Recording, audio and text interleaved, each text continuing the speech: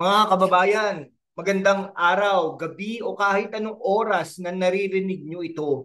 Ako ang inyong gabay sa ilang mga minutong ng katotohanan, intriga at konting pampainit ng dugo. Parang kape sa umaga pero may 3 kutsarang asukal at konting siling labuyo. Ngayon, pag-usapan natin ang mainit na balita mula sa Pasig. Si Samsey Supsup, ang beauty queen na hinintay natin lahat ang sagot sa Miss Universe. Bakit kaya biglang tumalikod sa kanyang partido? Ano ang hindi niya masikmura sa mga pinagsasabi at pinaggagawa ng kanyang mga kasamahan? At bakit si Mayor Vico Soto ang parang nakaupo lang sa VIP seat ng drama na ito? Oh, handa na ba kayo? Oh, sige, iwasan natin ang traffic at simulan na natin. Pero bago tayo mag-dive, isang paalala, huwag kang basta-basta maniniwala sa chismis, sa palengke o sa Facebook. Dito sa ating channel, #WalkWithLon, huhukayin natin ang katotohanan, parang arkeologo, pero mas magulo ang buhok at mas maingay ang boses. Una sa ating agenda, si Samsey Supsup. Alam niyo ba, mga kawok, kahaw nyo rin yan, dating Miss Universe, third runner-up, architect, at ngayon, politikong biglang nagpaalam sa kanyang partido nitong Abril 2025. Oo, ngayon nga, April 9, 2025, pero bakit? Ano ang nangyari sa likod ng magandang mukha na ito? Sabi class Upton, si Samse ay tumatakbo bilang konsihal sa unang distrito ng Pasig sa ilalim ng Team Kaya Dis, ang oposisyon ni Mayor Vico Soto. Pero biglang nagbago ang ihip ng hangin. Umalis siya sa grupo at nag-independent. Sabi niya sa kanyang official statement, hindi ko matolerate ang mga pahayag, biro man o seryoso, na bumababa sa dignidad ng kababaihan. Aba, teka muna, may nagsabi na hindi maganda. Sino at bakit si Samsey na kilala sa kanyang poise at prinsipyo, biglang sinabing enough is enough? Ang chismis, si Attorney Christian Ian Sia, kandidato para sa congressional seat ng Pasig, ang may pahayag na hindi kaya ng tiyan ni Samsey. Ano raw ang sinabi? Sa isang campaign sortie, sabi ni Sia, kung single mother ka at ovulating pa, pwede kang makipagkita sa akin kahit isang beses sa isang taon. Ay, grabe ha. Parang linya sa comedy bar pero walang tumawa, lalo na si Samsey. Kaya naman sa isang iglap, nag-walk out si Samsey na parang nasa pageant ulit. Pero this time, hindi na siya nagpakita ng evening gown, independent na siya, at may pahabol pang linya. I stand firmly by the values I've upheld. Dignity, respect, accountability, and women empowerment. Parang sagot sa Q&A portion ha, pero puno ng tapang. Ngayon, pag-usapan natin si Ian Sia. Sino ba ito? Si Christian Ian Sia, abogado, dating konsihal, at ngayon ay congressional vet ng Pasig sa ilalim ng Team Kaya Diaz. Kasama niya si Sara Diskaya, ang mayoral candidate na kalaban ni Vico Soto. Pero bakit nga ba nagkagulo? Ang biro niya tungkol sa single mothers na parang ginawang punchline ang buhay ng mga nanay na naghihirap. Hindi lang si Samsey ang na-offend, pati ang DSWD, CHR at ang mga politikong babae sabay-sabay na nagsalita.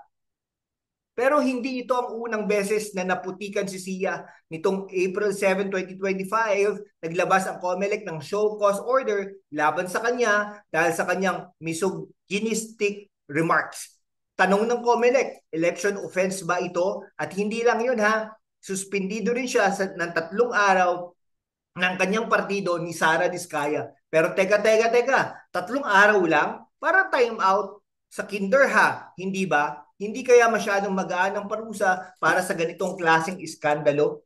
Parang sinabi lang kay Sia, uy, pasok ka muna sa sulok, mag-isip-isip ka, pero ang tanong, naisip niya kaya ang bigat ng sinabi niya o baka sa isip niya, biro lang yon. OA naman kayo. Well, iya, sa politika, hindi lahat ng biro natatawa, lalo na kung babae ang binabara mo.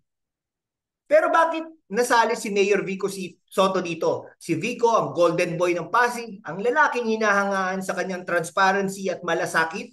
Bakit siya ang parang sentro ng drama? Simple lang, siya ang incumbent mayor at ang Team Kaya Diaz ang gustong-gusto niyang siyang alisin sa pwesto. Ang plano, si Sara Diskaya ang tatapat kay Vico sa Mayo 12, 2025 elections kasama si Ian Sia at dating si Samsey. Pero ito ang twist ha, habang nagkakagulo ang oposisyon, si Vico chill lang. Walang sinabi tungkol kay Ian, walang reaction kay Samsey, para siyang yung tipong bahala kayo dyan, magtatrabaho na lang ako. At yun nga ang ginagawa niya, alam nyo ba, base sa latest Tangeray survey noong April 2025, si Vico ang pinagkakatiwalaang mayor sa Metro Manila. Oo, kahit may mga kalabang nagtatapon ng putik, hindi natitinag ang imahe niya. Pero wag tayo magmalinis ha. May mga issue rin kay Vico. Sabi ni Zia, dati kung kulang daw sa major infrastructure si Vico, hindi raw sapat ang social services. Totoo kaya? O baka naman dahil lang kalaban siya, lahat na lang mali. Pinupuna. Ewan ko ha, pero parang mas matibay ang lohika ni Vico kaysa sa mga biro ni Sia. Ngayon, nag-zoom out tayo. Hindi lang ito tungkol kay Zamzay, Ian o Vico. Ito'y tungkol sa mas malaking larawan ng politika sa Pilipinas. Ano ang natututunan natin? Una, ang salita kapag mali ang gamit, pwede magwasak ng samahan. Si Zamzay, hindi hinintay ang sorry, kumilos agad. Prinsipyo over partido. Pangalawa, ang mga botante ngayon, hindi na basta nadadala sa pangako o karisma. Gusto nila ng integridad. Kaya si Vico kahit tahimik, malakas pa rin. At pangatlo, ang eleksyon parang beauty pageant. May Q&A portion at kung mali ang sagot mo, wala kang corona. Si Ian Sia sa kanyang single mother joke, parang sumagot ng world peace pero mali ang tono. Si Samsey nanalo ng Miss Congeniality sa dignidad. At si Vico, siya yung defending champion na hindi kailangang magmalaki. Ang trabaho niya ang nagsasalita. Kung pageant ng Pasig elections, sino kaya ang host? Si Boy Abunda ba? Samsey, bakit ka umalis? Iyan, bakit mo sinabi yon? Fico, bakit ka tahimik? Ay, mas maganda pa to kaysa sa Miss Universe. Ngayon, tignan natin ang laban sa Pasig. Si Vico Soto versus Sara Diskaya, negosyante at bagong mukha sa politika. Kasama ni Sara si Aramina, o ang aktres at dating si Samsey. Pero ngayon wala na si Samsey, ano ang mangyayari sa Team Kaya Dis? Magkakaroon kaya ng mas malaking epekto ang gulo ni Ian Sia? O baka naman dahil independent na si Samsey, mas maraming susuporta sa kanya?